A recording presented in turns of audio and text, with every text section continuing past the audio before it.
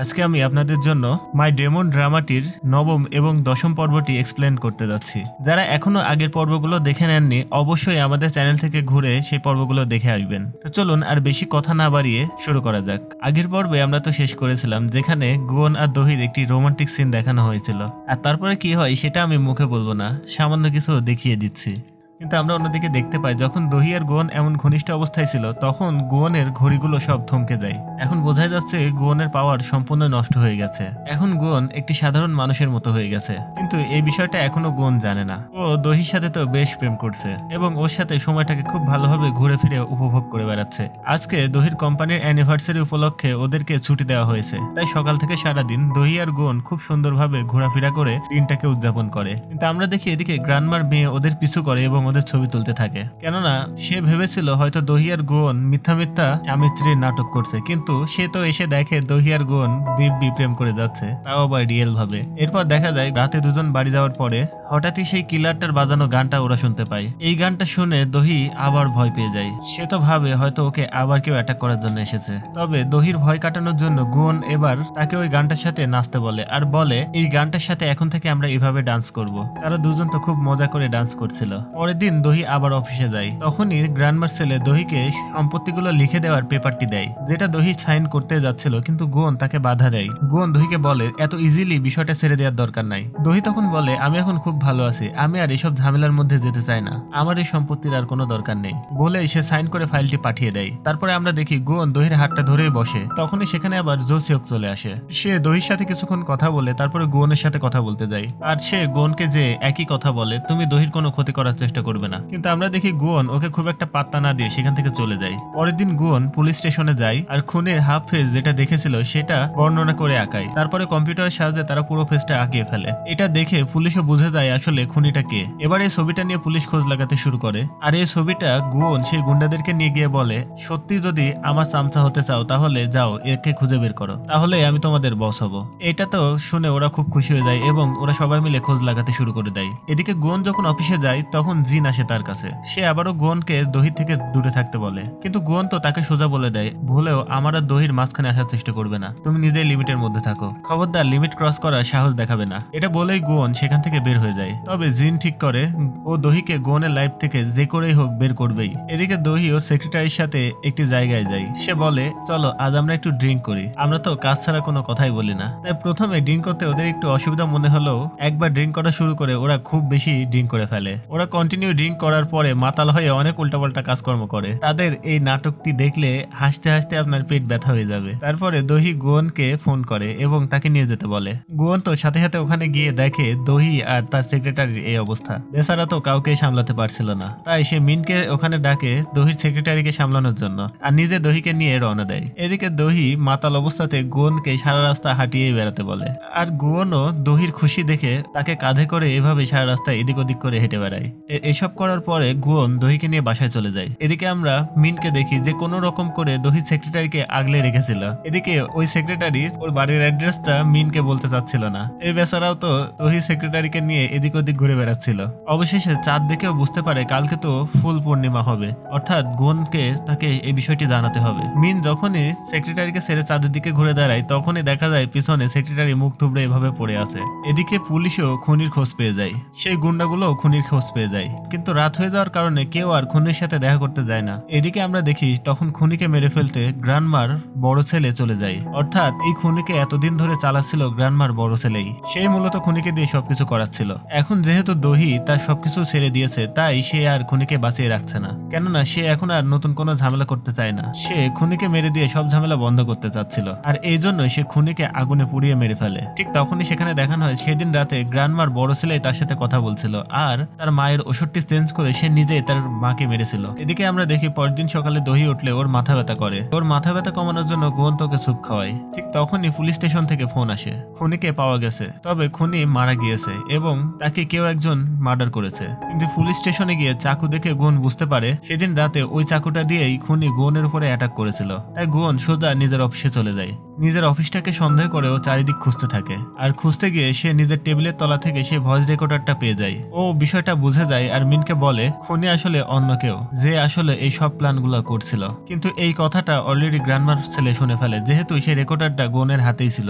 কেননা সে খুনিকে মারার পর খুনির সকল যন্ত্রপাতি তার নিজের কাছে নিয়ে রেখে দিয়েছে। কিন্তু গুয়ন নিজের অফিসে হঠাৎ লক্ষ্য করে ওর ঘড়িগুলো সব বন্ধ হয়ে গেছে, আর ও যে ডিলগুলো করেছিল সব আপনা আপনি পুড়ে যাচ্ছে। গুয়ন তখন বুঝতে পারে এতদিন যে অল্প পাওয়ারটুকু কাজ করছিল সেটুকু এখন খতম হয়ে গেছে। তাই ও কোনো উপায় না খুঁজে পেয়ে সেই ভিখারি বুড়ির সাথে দেখা করতে চলে যায়। আর বুড়িকে গিয়ে এসে বলে তুমি নিশ্চয়ই জানো এগুলো কেন হচ্ছে। এটা শুনে বুড়ি গুয়নকে একটি বাড়ি নিয়ে চলে যায়। সেখানে আমরা দেখি বুড়িকে সবাই স্যালুট জানাচ্ছিল। এটা দেখে গুয়ন তো অবাক হয়ে যায়। সে বলে তুমি ভিখারি হয়ে তোমাকে সবাই এত সম্মান করছে কেন? তুমি ভিখারি হতেই পারো না, কে তুমি? তখন সেই বুড়িটার আসল রূপ দেখানো হয়, তবে সেটা গুয়ন দেখতে পাচ্ছিল না। সেটা সবাই দেখছিল কিন্তু গুয়ন বাদে। গুয়নের কথায় বুড়ি গুয়নের মতোই হাতে আওয়াজ করে ওদের জায়গাগুলো সব পরিবর্তন করতে থাকে। এটা দেখেই গুয়ন বুঝে যায় এই বুড়ি হচ্ছে অন্য কেউ না, এই বুড়ি হচ্ছে আসলে গড। গুয়ন তখন গডকে বলে কি করলে আমি আমার পাওয়ার ফেরত পাবো? এতে বুড়িটি বলে ওঠে এখন যার হাতে ট্যাটু আছে সেটা একটা ভুল শরীরে পাওয়ার চলে গেছে, তাই ও মরলেই তুমি তোমার পাওয়ার ফিরে পাবে। আর কালকে যেহেতু পূর্ণিমা, আর কালকের মধ্যেই তুমি তোমার পাওয়ার ফিরে পেতে পারো। ও যদি কালকের মধ্যে না মরে তাহলে ও বেঁচে থাকবে, আর সেই ট্যাটু অদৃশ্য হয়ে যাবে, আর তুমি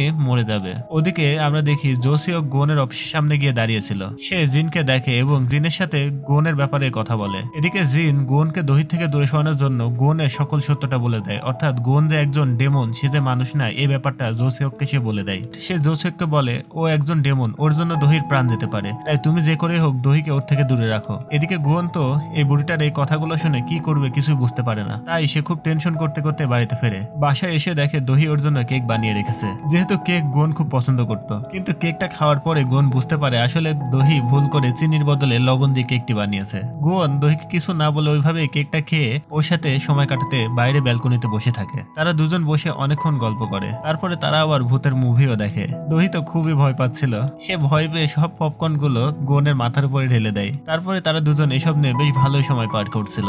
সব শেষে দহি ঘুমিয়ে পড়ে। যখন দহি ঘুমিয়ে পড়ে গোন তখন ওর দিকে অনেকক্ষণ তাকিয়ে থাকে আর মনে মনে অনেক কিছুই চিন্তা করছিল। তারপরে রাতে দহিকে ঘুম পাড়িয়ে দিয়ে সে আবার গডের কাছে চলে যায়। সে গডের কাছে গিয়ে বলে ঠিক আছে আমিও একটি ডিল করতে চাই, কিন্তু গড কোনোভাবে মানতে চায় না। তখন গোন গডকে যাওয়ার আগে বলে আমি আর দহি দুজনই বাঁচবো, সেটা নর্মাল মানুষ হয়ে বাঁচবো। এটা বলেই গোন সেখান থেকে চলে যায়। গোন ওখান থেকে তার অফিসে মিনের সাথে দেখা করতে চলে যায়। তারপরে সে মিনকে বলে আমি জানি না আমার সাথে কালকে কি হবে, যদি আমি না ফিরি তাহলে তুমি আমার অফিসের সম্পূর্ণ দায়িত্ব নিজের উপরে নিয়ে নিবে এবং আমার পজিশনটা তুমি নিজে নিয়ে নিবে, আর আমার কোম্পানিটাকে তুমি কন্টিনিউ করবে। এটা বলেই ও দহির কাছে চলে যায়। এদিকে দহি তো ঘুমাচ্ছিল, কিন্তু সকাল হওয়ার আগেই গোন দহির কাছে ফিরে আসে। দহি ঘুম থেকে উঠে গোনকে পাশে পায় না, ও বাইরে গিয়ে দেখে গোন বেলকনিতে দাঁড়িয়ে আছে। গোন তখন দহিকে বলে চলো আজকে অফিস না গিয়ে একটু ঘুরতে যাই, আজকে ফুল মুন, আজকে আমি আমার পাওয়ারটা ফিরে পেতে পারি, আজকে ফুল মুন, আমি আমার ট্যাটুটা আজকে ফিরে পাবো, তাই চলো আজকে দিনটাকে একটু সেলিব্রেট করি। এদিকে দহি তো খুবই খুশি হয়ে যায়, কেননা গোন তো ওর পাওয়ার ফিরে পাবে। তারপরেও তারা দুজন অফিসে একবার দেখা করার জন্য যায়, কিন্তু দহি আর সেক্রেটারি সামনাসামনি পড়ে নিজেরা অনেক লজ্জা পায়, কেননা কাল রাতে তারা অনেক মাতলামি করেছিল এবং অনেক উল্টাপাল্টা কথা বলেছিল। বাইরে বেরোতেই জিন আসে দহির সাথে দেখা করতে, আর সে গোনের ব্যাপারটা সব বলে দেয় যে আজকে যদি দহি না মারা যায় তাহলে গোন মারা যাবে, আজকে যদি দহি মারা যায় তাহলে একমাত্র ওর হাতে ট্যাটুটা গোনের কাছে ফিরে যাবে, আর যদি এই ট্যাটুটা গোনের কাছে না ফিরে যায় তাহলে গোন আজকে রাতের মধ্যে মারা যাবে, আর যদি শুধু তুমি মরে যাও তাহলে ও ট্যাটুটা ফিরে পাবে। এই জন্য প্লিজ তুমি আজকে মরে যাও। এই বলে সে তাকে একটি বিষ ধরিয়ে দেয়। দহি তো এসব কিছু শুনে অবাক হয়ে যায়। তখনই গোন সেখানে চলে আসে এবং জিনকে এই কথাগুলো বলার জন্য অনেক রাগ করে, কিন্তু আমরা দেখি দহি ওখান থেকে মন খারাপ করে চলে যায়। দহি ওখান থেকে ডিরেক্টলি মিনের সাথে দেখা করতে চলে যায়। আসলে জিন মিনের থেকে সবকিছু জেনেই দহিকে বলতে গেছিল, এজন্য মিন দহিকে সত্যটাই বলে দেয়। আজ পূর্ণিমার সাথে যদি তুমি জলে আবার ঝাঁপ মারো হয়তো তোমাদের আবারও সবকিছু ঠিক হয়ে যেতে পারে। এটা শুনে দহি ওখান থেকে চলে যায়, আর ওখানে গিয়েই সে সেই ব্রিজের কাছে চলে যায়, আর সেখানে গিয়ে সব কথাগুলো ভাবে। তারপরে সে আবার গোনের সাথে দেখা করতে বাড়িতে ফিরে আসে। গোন তো দহির জন্য বাড়িতে অপেক্ষা করছিল। আমরা দেখি দহি গিয়ে গোনকে জড়িয়ে ধরে, তারপরে সে গোনকে বলে চলো আমরা ঘুরে আসি, আর আজকে যা হবে ওটা কোনো ব্যাপার না, ওটা দেখা যাবে। তারা এরপরে বের হয়ে যায়। এদিকে আমরা দেখি গ্র্যান্ডমা ছেলে তো কোম্পানির প্রধান হয়ে যাচ্ছিল। দহি যেহেতু সবকিছু তাকে লিখে দিয়েছিল তাই তার এখন রাস্তা ক্লিয়ার, কিন্তু তার ছেলের তার বাবার প্রতি সন্দেহ ছিল। সে আসল খুনি কে, তার গ্র্যান্ডমাকে কে মেরেছে এটা খুঁজছিল। সে নিজের বাবার সব কাজগুলোকে ধরার চেষ্টা করছিল, কিন্তু এই বিষয়টা ওর বাবা বুঝতে পেরে যায় এবং ওকে সেখানে একটি গরম লোহার ছ্যাঁক দিয়ে ওর হাত পুড়িয়ে দেয় আর তখন বলে, প্রমাণ করে দেখাও তুমি আমার ছেলে, তুমি আদৌ আমার কোনো কাজে আসো কিনা এটা আমাকে প্রমাণ করে দেখাতে হবে তোমার। এদিকে আমরা দেখি দহি আর গোন একটি সি বিচে বসে গল্প করছিল। এদিকে জিন জোসিওককে আজকে পূর্ণিমার কথাটা অর্থাৎ গোন যে আজকে পাওয়ার ফিরে পাবে এই বিষয়টা জোসিওককে বলে দেয়। তাই ওরা দুজনও দহি আর গোন যেদিকে ছিল সেদিকে যাওয়ার জন্য রওনা দেয়। এদিকে সন্ধে হয়ে গেলে ফুল মুন হয়ে যায়। এবার ওরা দুজন সেই জায়গাটাতে যাবে যেখান থেকে পড়ে ওদের পাওয়ারটা এক্সচেঞ্জ হয়ে গিয়েছিল, অর্থাৎ ট্যাটুটা গোনের হাত থেকে দহির হাতে চলে গিয়েছিল। তবে রাস্তার মধ্যে যাওয়ার সময় ওদের পেট্রোল শেষ হয়ে যায়, তাই তারা একটি পেট্রোল পাম্পে দাঁড়িয়ে তাদের গাড়িটাকে রিফিল করছিল। তখন আমরা দেখি দহি পাশ থেকে একটা স্টিকার কার্ড নেয় যেখানে আসলে মূলত সবাই উইশ লিখে রাখে। দহি তখন গোনকে বলে, তুমি তেলটা ভরো, আমি টাকাটা পেমেন্ট করে আসি আর আমাদের খাবার জন্য কিছু অর্ডার করে নিয়ে আসি। এই বলে সে স্টলের মধ্যে চলে যায়। আমরা দেখি সেই স্টিকারটার মধ্যে দহি কোনো একটা জিনিস লিখে রাখে আর ওখান থেকে ভেতর থেকে গোনকে সে দেখছিল। আমরা দেখি গোনের পিছনে জো কিয়ং গাড়ি নিয়ে দাঁড়িয়েছিল। সে মূলত দহিকে মারবে বলে এসে দাঁড়িয়েছিল।